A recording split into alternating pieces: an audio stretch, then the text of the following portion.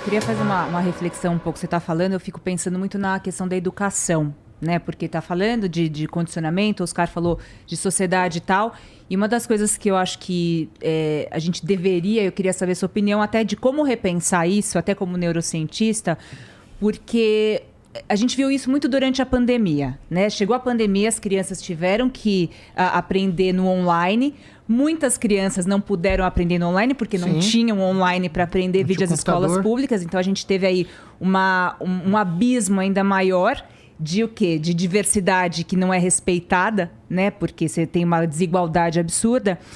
E a demora das pessoas, da sociedade, de pensar como usar a própria tecnologia de uma maneira diferente para que as pessoas aprendessem, para que as crianças aprendessem. A gente tem uma dificuldade, eu acho que até de usar de uma maneira positiva a tecnologia para ajudar o cérebro a ser melhor e não mais acomodado.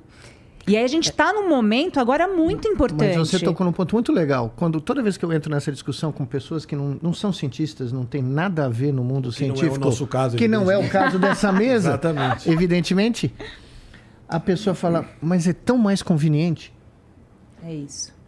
A palavra-chave de tudo... É incrível. A palavra-chave que eu sempre ouço no debate se a tecnologia nos ajuda ou nos atrapalha, porque a resposta não é sim ou não, ela não é binária.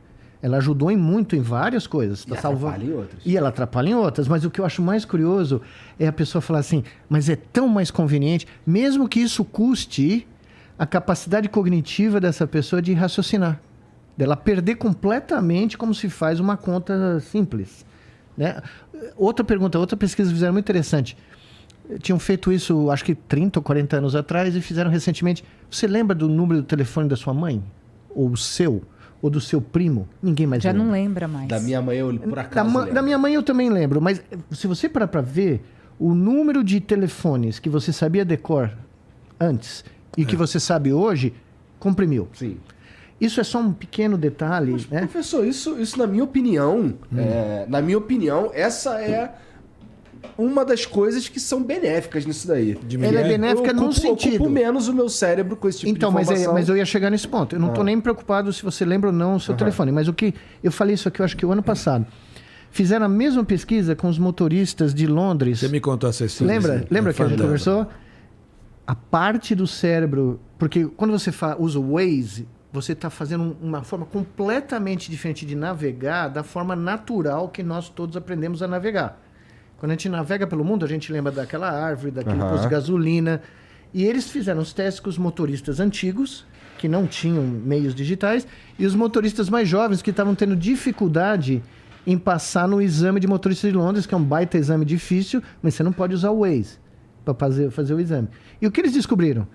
Que os caras que dirigiam como, né, naturalmente, sem Waze, a área do cérebro chamada hipocampo era um pouco maior do que o normal. Quando eles foram olhar na molecada que só usava o sistema visual... Era uma ervilha.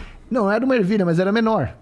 Só que o problema não é nem esse. O problema é que o hipocampo faz outras coisas, além de participar da navegação, ou está envolvido. Ele é uma conexão da memória de curto prazo com a memória de longo prazo. Ele é tipo um gateway, tá? Ele faz essa conexão do que fica aqui no córtex pro resto da vida e do que está sendo adquirido momentaneamente. Então, se aquele barato diminuir...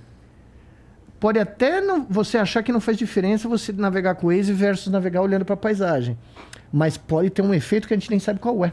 Você entendeu? Porque ele é tão plástico que ele vai se moldar. Então, eu defendo a tese que nós estamos literalmente moldando o cérebro do Homo sapiens. Por isso que o meu próximo livro vai se chamar Reprogramando o Cérebro de Sapiens, porque é o que nós estamos fazendo há 5.000 anos. Só que a velocidade agora é muito mais rápida. É isso, né? Esse que é o problema. Quer muito dizer, mais rápido. Em 10 anos, o cérebro está sendo moldado, se for para comparar com o tempo, alguma coisa como 100 anos, que demorou 100 anos. Em 10 anos, a gente está fazendo tudo que foi feito em 100, 200 anos. Agora a Copa do Mundo, tá? Eu vi vários debates aqui, inclusive num dos grupos que eu participo, um dos poucos, talvez eu sou o ser humano com menos grupos de WhatsApp da face do planeta. falando, não, o futebol é muito longo, 45 minutos. Nossa! Juro por Deus. Vamos reduzir para, que nem no basquete, Impressionante. 30, 15 ou 20 minutos, tempo cronometrado e tal, porque o pessoal não está tendo paciência de Não tá tendo ver... TikTok, quando tá 3 segundos, você já fica assim, não, cara, mais rápido. Aí você vai no estádio, o que eu tenho notado nos últimos 5, 10 anos? A experiência de ir para o estádio é mais importante você fazer o selfie, estar no celular, do que ver o jogo. Você pagou para ver o jogo, o teu time está lá, e é mais importante você estar comunicando a presença. Muito bizarro, né? Não é bem diferente, né? É bem diferente. E por que é importante, professor, ser analógico? Esse é o ponto, porque essa comunicação social, ela é extremamente prazerosa. Nós somos animais sociais, altamente sociais. E o que é incrível é que nós, sem querer, no começo foi sem querer, agora é mais de propósito, mas no começo, sem querer, nós descobrimos uma forma de hiperconectar todos nós e maximizar esse prazer da interação social que nós tínhamos de uma maneira muito mais, né, uma banda. Hoje nós temos uma banda larga de interação social. Antes nós tínhamos uma banda com menor número de bits por segundo, né? E como ela é extremamente... Eu faço um teste há muitos anos.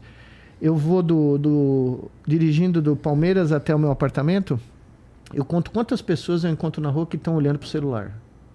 Todas, né, só. Vários anos atrás era uma pessoa, duas. Hoje as pessoas atravessam a rua olhando pro celular. Sem farol, não sabe nem onde está o farol. Então, tem dias hoje que eu faço esse trajeto, que é 1,5 km, todo mundo está com o celular na mão. Não tem um ser humano na rua que não esteja com né? Eu até brinco que se os alienígenas pousarem na Terra, eles falam, não, os caras sofrem de um problema, né? Porque eles olham só para a mão.